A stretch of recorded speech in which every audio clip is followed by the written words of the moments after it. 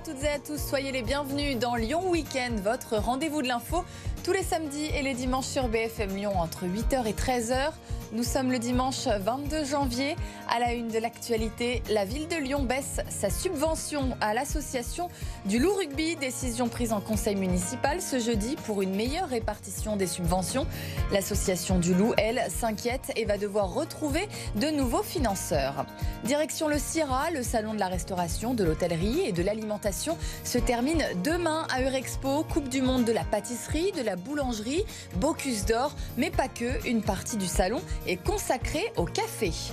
Un triplé du général Lacazette et l'OL file en 8e. Les Lyonnais se sont imposés 3-0 ce samedi après-midi face à Chambéry en Coupe de France.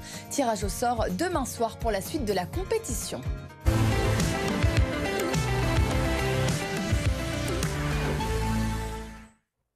Quatre jours après la découverte de restes humains dans les canalisations d'un immeuble à Saint-Priest, le suspect a été mis en examen et incarcéré. Il est poursuivi pour homicide volontaire. L'homme de 28 ans est suivi depuis des années pour des troubles psychiatriques. En garde à vue, il a nié les faits et tenu des propos de plus en plus incohérents.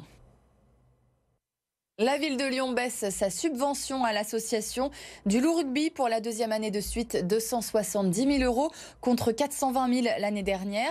La décision a été prise en conseil municipal ce jeudi pour une meilleure répartition des subventions.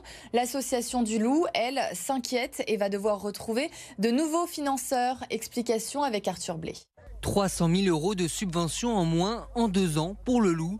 Une baisse importante pour l'association de rugby amateur et féminin, dont la ville est un financeur historique. Ça va sans doute nous contraindre à augmenter le prix des licences, qu'on a déjà dû faire la saison dernière. Et puis sans doute, on va essayer de trouver d'autres moyens de financement. Il y a une solidarité financière entre l'association et la SRSP, donc l'équipe professionnelle. Par contre, c'est de l'argent qui tombe pas du ciel et qu'il faudra qu'on enlève quelque part. Donc 300 000 € pour donner un ordre d'idée. C'est un très bon joueur si la SRSP doit combler le trou, ou c'est une trentaine d'actions à 10 000 € qui vont dans l'encadrement des clubs de la région ou de la ville ou de la métropole. Malgré cette baisse des subventions, l'association veut garder ses ambitions et développer la formation de ses jeunes et de ses équipes féminines.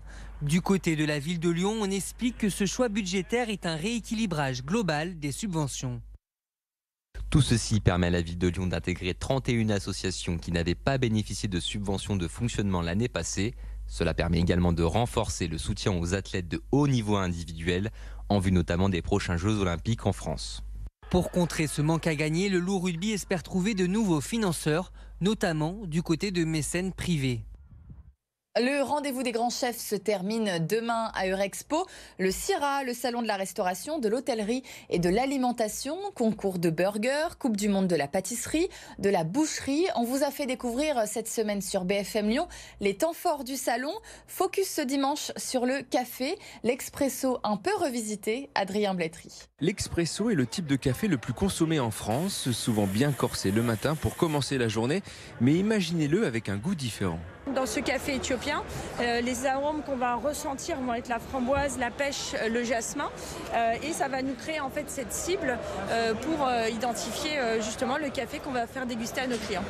Grâce à cette machine totalement innovante, il est possible aujourd'hui de faire ressortir les différents arômes du café, du melon à l'hibiscus. Mais attendez, vous rajoutez de l'hibiscus dans votre café? Non, absolument pas. Le café a ça en lui et on l'a oublié à cause des grands industriels qui surbrûlent leur café.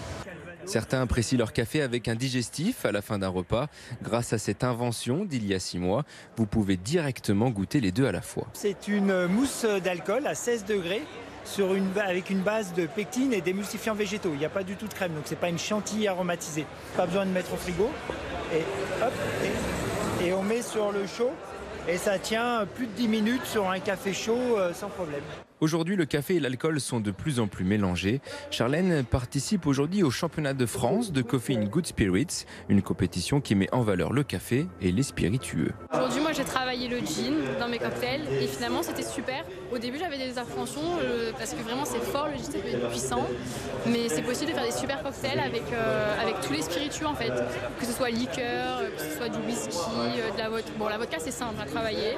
Le café se réinvente pour plaire à un maximum de personnes, mais attention, c'est comme avec l'alcool, c'est à consommer avec modération. À partir de 6 tasses de café par jour, vous augmentez de 22% les risques de développer une maladie cardiovasculaire. En sport et en football, c'est un match 3 étoiles pour Alexandre Lacazette en Coupe de France. Le capitaine lyonnais a signé son premier triplé ce samedi. Depuis son retour à l'OL, il qualifie son équipe pour les 8e de finale et élimine Chambéry, club de National 3, Édouard Jay et Lucas Labert.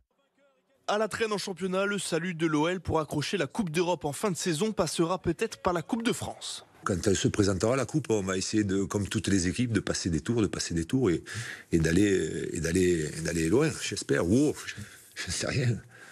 Donc voilà, il n'y a pas d'objectif premier. On a 2 compétitions à jouer. Donc que ce soit en termes de calendrier, elles vont être importantes les 2 compétitions. Pour se sortir du piège chambérien, l'OL a pu compter sur Alexandre Lacazette. Le capitaine lyonnais a inscrit un triplé, le premier sous le maillot rhodanien depuis août 2016. Bradley fait un beau truc sur le côté gauche et même en retrait, c'est bien. Donc je suis content, ça fait du bien de mettre un triplé, on ramène un ballon à la maison pour le petit. Car si les Lyonnais se sont logiquement imposés, ils ont été néanmoins mis plusieurs fois en danger par leur adversaire du jour. À 15 reprises, les amateurs de Chambéry ont réussi à frapper au but dans l'espoir de tromper Anthony Lopez. Je pense que des fois on manque de concentration et moi aussi, des fois je manque de concentration, je perds des ballons que je ne devrais pas. Et quand c'est un joueur, 2 joueurs, 3 joueurs, après ça fait douter toute l'équipe. Donc c'est sur ça qu'on doit travailler, qu'on doit être meilleur. Et l'OL aura l'occasion de montrer ses progrès dès dimanche prochain en Ligue 1 avec un déplacement à Ajaccio. Et les filles de l'OL ont brillé aussi ce samedi à Dessine. Victoire 2-0 face à Montpellier. Avec ce succès, les Lyonnaises reprennent la tête du championnat. Kevin Morand. Après le match nul du PSG contre Flory vendredi, les Fenotes connaissaient l'enjeu de la réception de Montpellier. Une victoire pour reprendre la tête du championnat. Face à des Héroltaises invaincues depuis près de 3 mois mais trop inoffensives, l'OL est tenu en échec à la pause mais prend l'avantage à la 49e minute. Dabritz récupère, Béchot talonne pour le Sommaire qui a inscrit son 3e but de la saison. Les Lyonnaises ne se mettent à l'abri qu'à 10 minutes du terme. Cascarino centre pour Dabritz, 2-0. Cette victoire permet au champion en titre de prendre la première place de la D1 avec 1 point d'avance sur le PSG. Dernière ligne droite pour le chantier de la LDLC Arena à Dessine.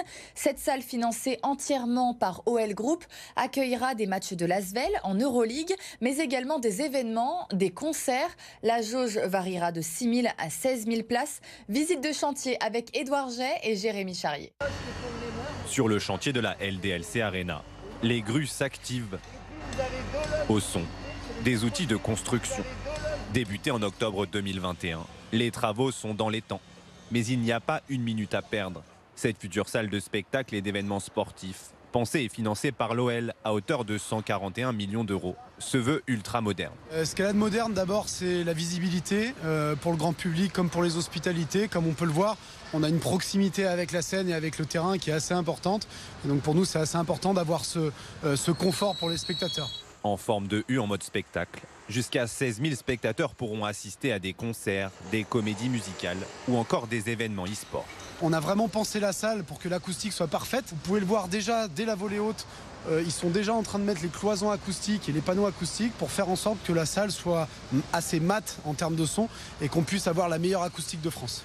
Mais la salle a aussi été imaginée pour accueillir des événements sportifs, et notamment des matchs de l'Asvel en Euroleague.